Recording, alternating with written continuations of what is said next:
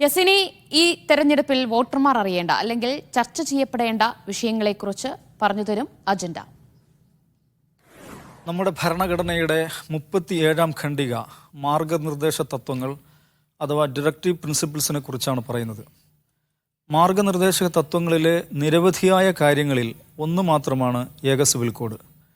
രാജ്യത്താകമാനം മുഴുവൻ പൗരന്മാർക്കുമായി ഏക വ്യക്തി നിയമം നടപ്പിലാക്കുക എന്നതാണ് ഭരണഘടനാ മാർഗനിർദ്ദേശ തത്വത്തിൽ പറയുന്നത്.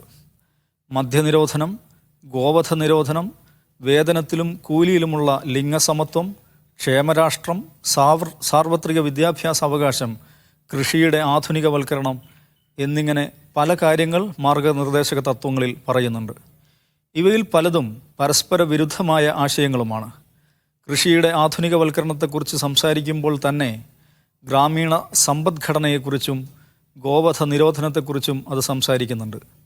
നമ്മുടെ ഭരണഘടനാ നിർമ്മാണ സഭയിലെ വ്യത്യസ്ത ആശയധാരകൾക്ക് ശയന സൗകര്യം നൽകുകയെന്ന പ്രായോഗിക ബുദ്ധിയാണ് മാർഗനിർദ്ദേശക തത്വങ്ങൾ എന്ന ഭരണഘടനാ വകുപ്പിന് പിറകിലെന്ന് കാണാൻ കഴിയും. എന്നാൽ മാർഗനിർദ്ദേശക തത്വങ്ങളിലെ ഏക സിവിൽ കോഡ് എന്ന ആശയത്തെ മാത്രം തങ്ങളുടെ ഒരു രാഷ്ട്രീയ പദ്ധതിയായി BJP വളർത്തിക്കൊണ്ടുവരികയായിരുന്നു. നമ്മുടെ ഭരണഘടനയുടെ ഖണ്ഡിക 25 ഏത് മതം തിരഞ്ഞെടുക്കുവാനും പ്രചരിപ്പിക്കുവാനും പുലർത്തുവാനുമുള്ള സ്വാതന്ത്ര്യം പൗരന് നൽകുന്നുണ്ട്. ഈ ഭരണഘടനാ തത്വത്തിൻ്റെ ബലത്തിലാണ് ഇന്ത്യയിലെ വിവിധ മതസമൂഹങ്ങൾക്ക് അവരുടേതായ വ്യക്തി നിയമങ്ങൾ പിൻപറ്റാൻ സാധിക്കുന്നത്. വ്യക്തിജീവിതത്തിലും കുടുംബജീവിതത്തിലും മതപരമായ തത്വങ്ങൾക്ക് വലിയ പ്രാധാന്യം നൽകുന്നവരാണ് മുസ്ലിങ്ങൾ.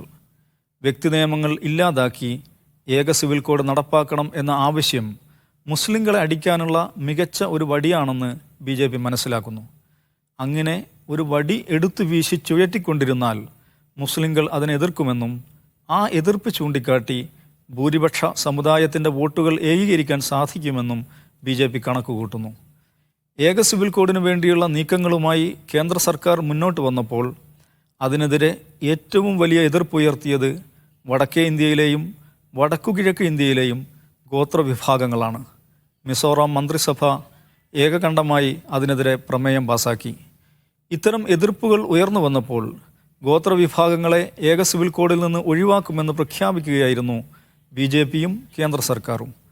ഏതെങ്കിലും ഒരു വിഭാഗത്തെയോ ഭൂമിശാസ്ത്ര മേഖലയെയോ ഒഴിവാക്കുന്നതോടുകൂടി അത് ഏക സിവിൽ കോഡ് അല്ലാതായി മാറുന്നുവെന്നതാണ് യാഥാർത്ഥ്യം.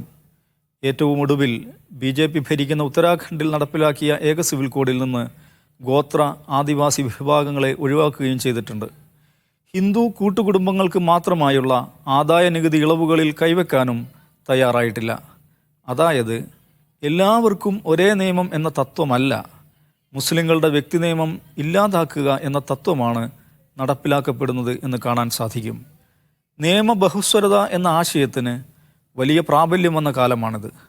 അതായത് ഒരു രാജ്യത്തിനകത്ത് തന്നെ ആ രാജ്യത്തിനകത്തെ വൈവിധ്യങ്ങളെ പരിഗണിക്കുന്ന തരത്തിൽ നിയമത്തിലും വൈവിധ്യങ്ങൾ ഉണ്ടാവുക എന്നതാണ് ആ ആശയം. UK, USA, റഷ്യ പോലുള്ള വികസിത നാടുകളിൽ ക്രിമിനൽ നിയമങ്ങളിൽ പോലും അത്തരം വൈവിധ്യങ്ങൾ കാണാൻ കഴിയും.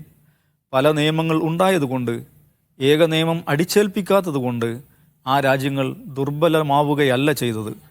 ഏക സിവിൽ കോഡ് എന്നത് മുസ്ലിങ്ങളെ ബാധിക്കുന്ന എന്തോ കുഴപ്പം പിടിച്ച കാര്യമാണെന്നാണ് പൊതുവെ ധരിക്കപ്പെട്ടിരിക്കുന്നത്. രാജ്യത്തിൻ്റെ ബഹുസ്വരതയെ തകർക്കുന്ന ആശയമാണത്. മറ്റൊരർത്ഥത്തിൽ സംഘപരിവാർ പ്രതിനിധീകരിക്കുന്ന സവർണ മതസമ്പ്രദായങ്ങളെ ന്യൂനപക്ഷങ്ങൾക്ക് മേൽ അടിച്ചേൽപ്പിക്കാനുള്ള ഏക സംസ്കാര പദ്ധതിയുടെ ഭാഗവുമാണത്. ഏക സിവിൽ കോഡിൻ്റെ അപകടങ്ങൾ എന്തെന്ന് ശരിയാംവിധം മനസ്സിലാക്കുവാൻ പ്രതിപക്ഷത്തിന് പോലും സാധിച്ചിട്ടില്ല എന്നതാണ് വാസ്തവം.